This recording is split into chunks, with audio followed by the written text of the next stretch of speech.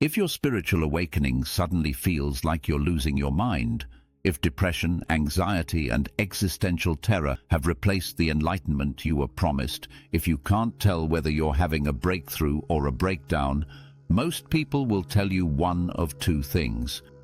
Either you're mentally ill and need medication, or you're spiritually weak and need more meditation. Both are wrong. There's a third thing happening. Something spiritual teachers won't talk about. Something therapists don't have a name for. And if you don't understand what it is in the next few minutes, you could make a choice that derails your entire transformation.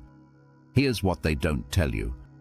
That peaceful meditation practice you started, those synchronicities you noticed, that feeling of finally waking up, it was just the beginning. Because true awakening doesn't arrive as constant bliss and angelic guidance. It arrives as the complete dismantling of everything you thought you were. Your identity shatters. Your beliefs crumble. The life you built suddenly feels like a costume you can't remember putting on. Your friends don't understand. Your family thinks you've lost it. Even spiritual teachers gloss over this part, talking about love and light while you're drowning in darkness and doubt. This is the dark night of the soul. And if you're experiencing it right now, you need to understand what's really happening before you make a decision that could cost you your greatest transformation. Most spiritual content shows you the highlight reel, the moments of clarity, the downloads, the synchronicities, the feeling of being connected to something greater. And those experiences are real, but they're only half the story. The other half, the part that actually transforms you, is brutal. It's the dark night of the soul, and it's the required death before rebirth. Here's the truth. Spiritual awakening isn't a gentle ascension into higher consciousness. It's the systematic destruction of your false self.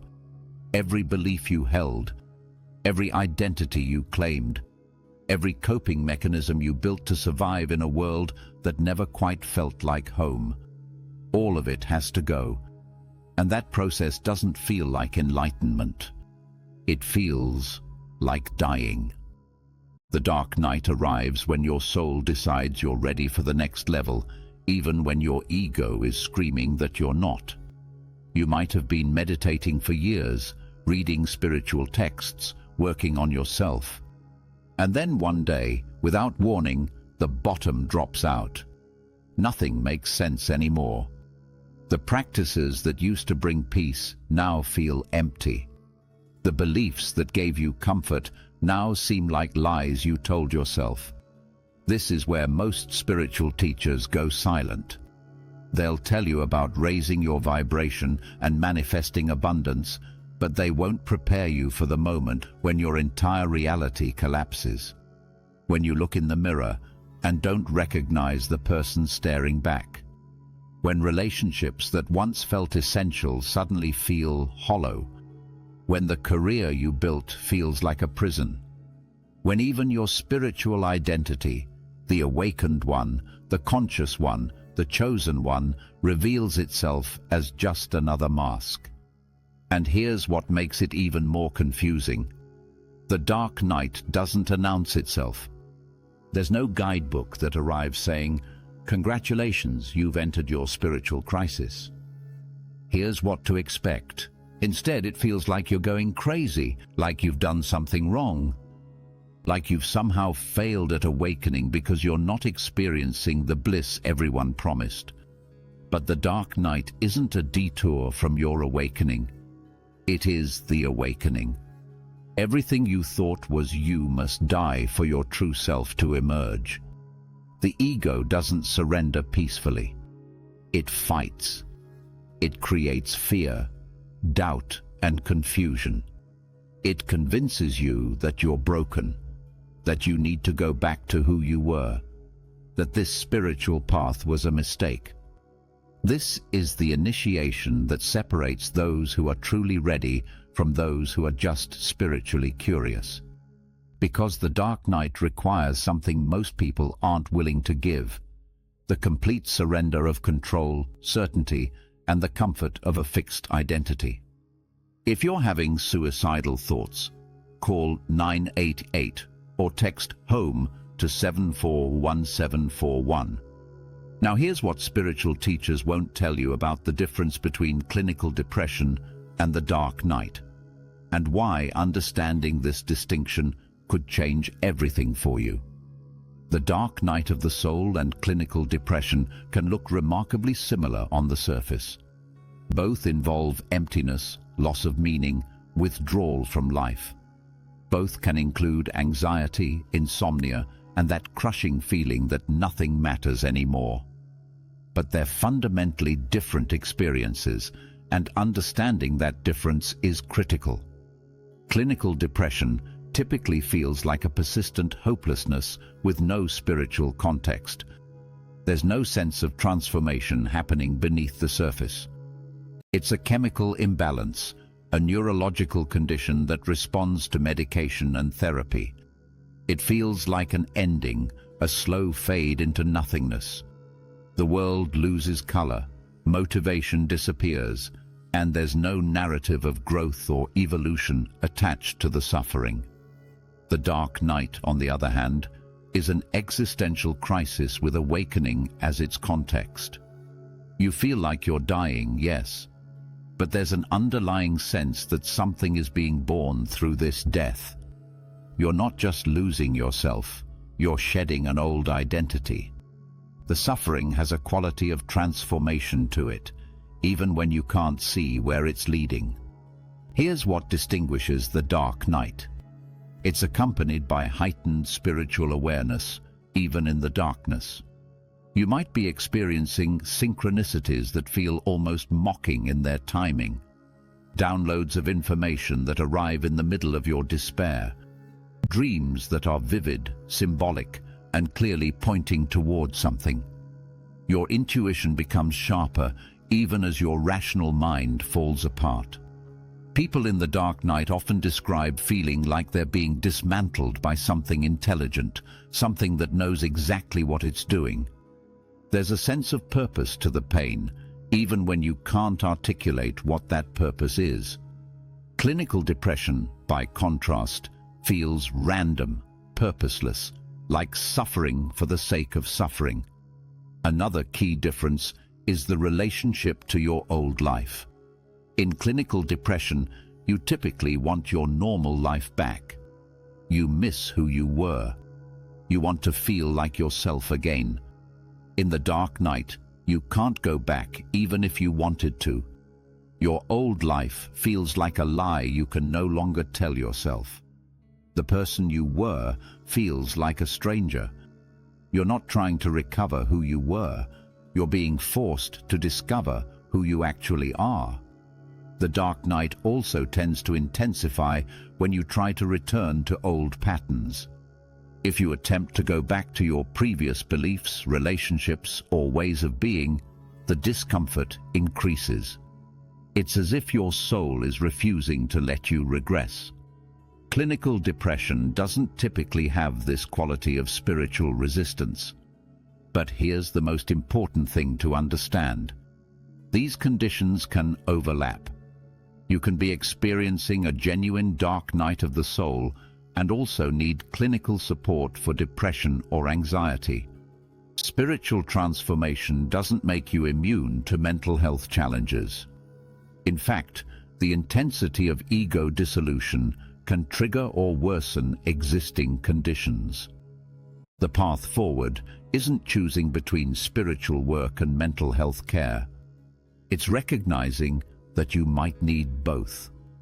Therapy can help you process the psychological aspects of identity dissolution. Medication can stabilize your nervous system so you can actually do the spiritual work. And spiritual practices can give meaning to the suffering that medicine alone cannot provide. What spiritual teachers won't tell you is that the dark night isn't a single experience. It's a journey through 5 distinct stages, and each one strips away a different layer of who you thought you were. Understanding these stages won't make the process painless, but it will help you recognize that you're not lost. You're exactly where you need to be. Stage 1 is the shattering. This is when your old identity collapses without warning. You wake up one day and nothing makes sense anymore. The career you worked years to build suddenly feels meaningless. The relationship you thought was your foundation now feels like you're playing a role in someone else's story. Your beliefs about God, about purpose, about who you are, all of it cracks open.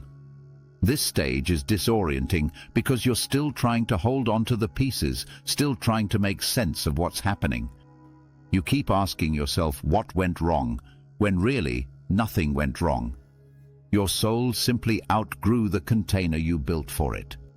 Then comes stage 2, the void. This is where most people get stuck, and it's the stage that feels most like depression. Complete emptiness. No motivation, no meaning. Nothing excites you. Nothing moves you.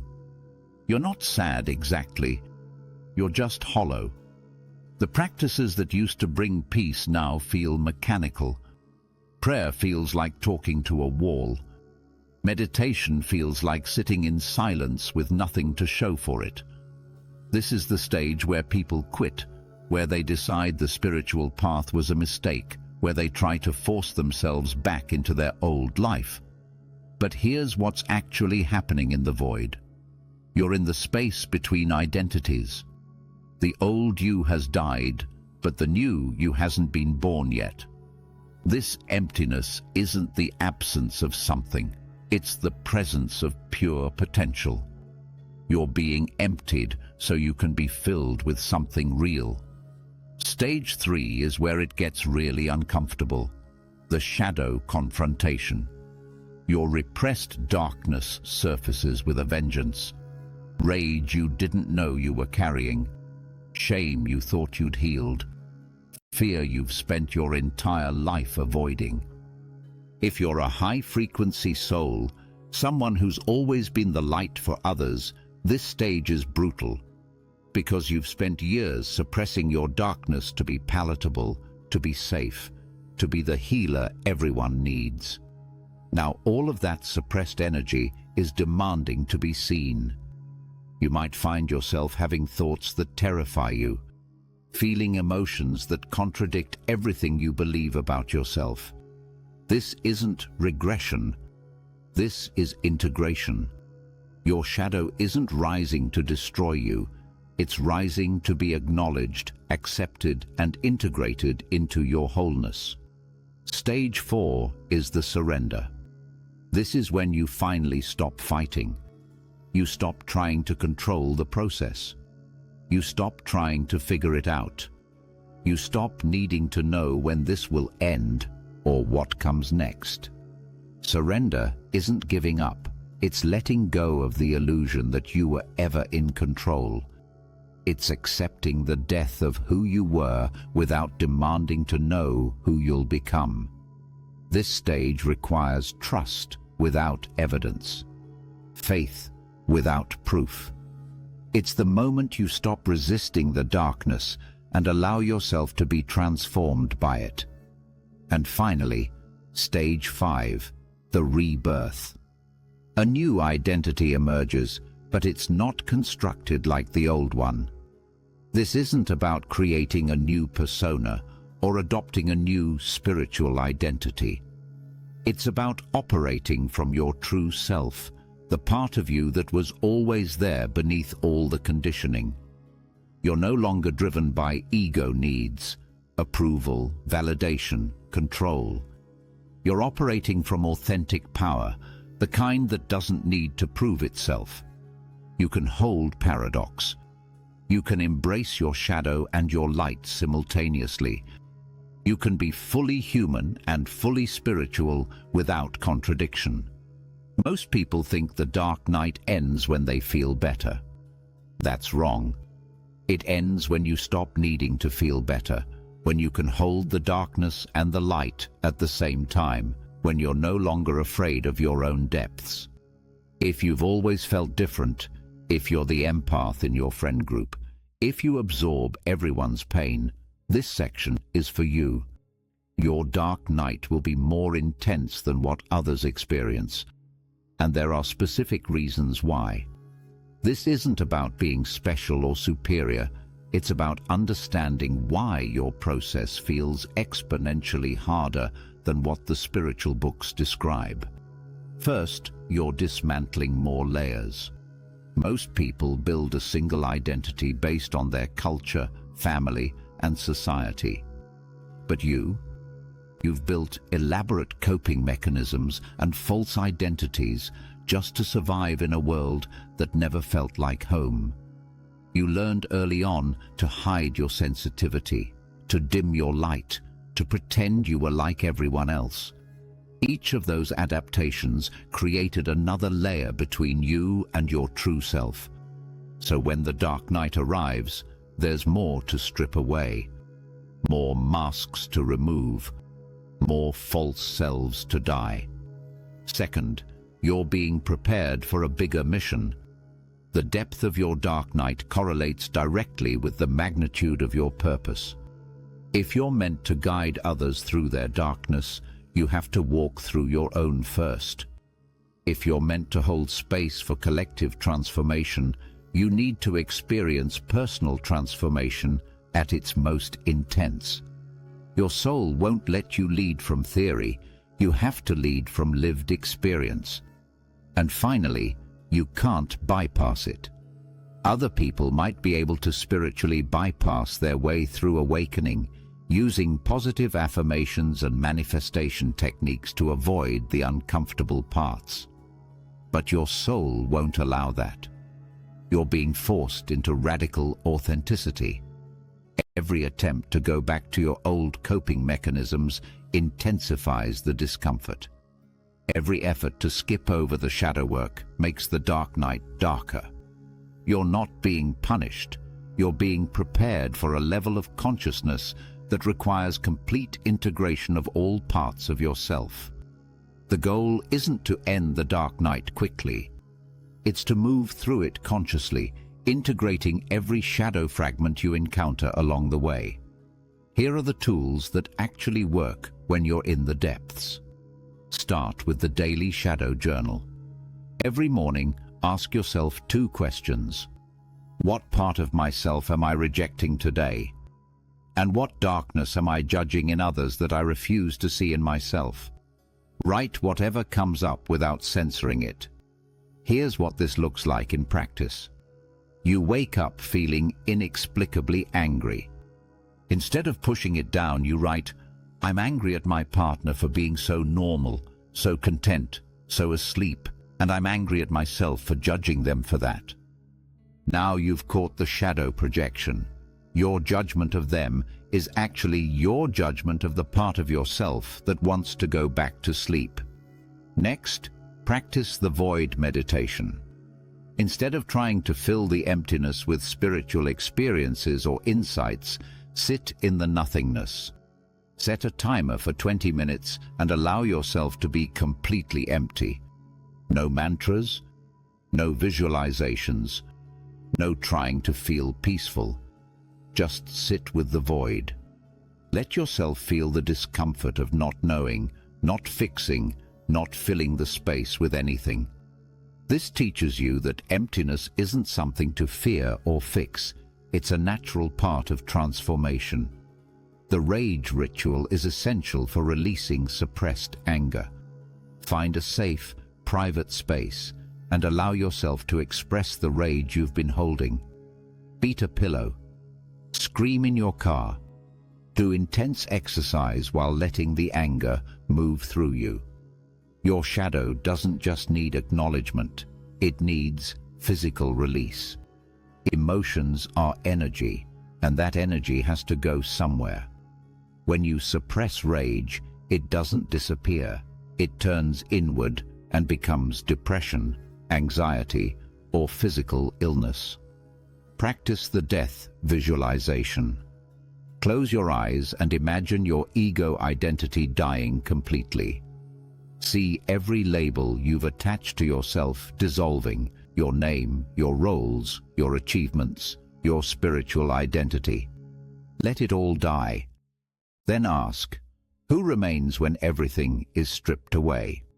This visualization helps you touch the part of yourself that exists beyond all identities, the consciousness that witnesses everything but isn't defined by anything. And here's the mistake most people make during the dark night. They try to spiritually bypass it. They use affirmations to cover the pain. They force gratitude when what they really feel is rage. They perform positivity to avoid facing their shadow. But here's the truth. The only way out is through. Every time you try to skip over the darkness, you extend the dark night. Your soul will keep bringing you back to the same unintegrated shadow until you finally stop running and face it. If you're in the dark night right now, know this: you're not being punished. You're being prepared. The darkness you're facing is the exact medicine your soul needs to birth your authentic self. The chosen ones who complete this journey don't just get better, they become unrecognizable. They operate from a place of integrated power that can hold paradox, embrace shadow, and lead others through their own darkness without flinching. Your dark night is your initiation. Don't run from it. Don't try to speed through it. Walk through it consciously, and you'll emerge as someone even your old self wouldn't recognize.